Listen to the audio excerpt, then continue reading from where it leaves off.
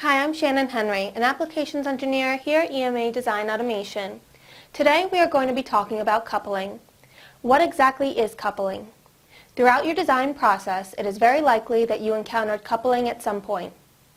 In your circuit, coupling is a transfer of energy from one trace to another, desirable or undesirable.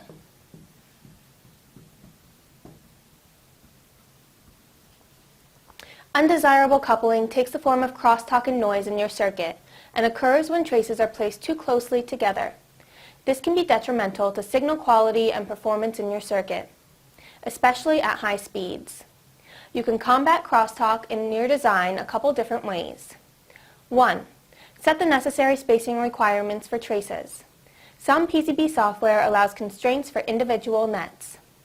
Remember to set additional spacing for aggressor traces. 2. If you are designing a multi-layer board, make sure traces on adjacent layers are not running in parallel. 3. Add decoupling capacitors. Make sure to place them close to device power pins for best performance. 4. Incorporate differential pairs. With high-speed designs, it may be necessary to use coupling to your advantage with differential signals. Typically, a single-edit approach is taken, where the receiving circuit is driven by a signal and ground.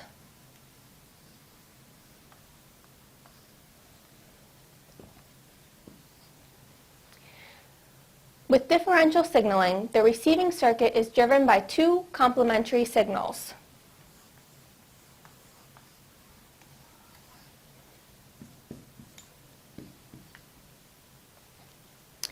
If crosstalk is introduced by nearby traces, it is added equally to the inverted and non-inverted signals of the differential pair, canceling each other out. With this approach, EMI, crosstalk, and other noise will be greatly reduced. Coupling can be beneficial or detrimental in your design. By understanding what causes coupling, you can alter your design to minimize the effects and even use coupling to your advantage.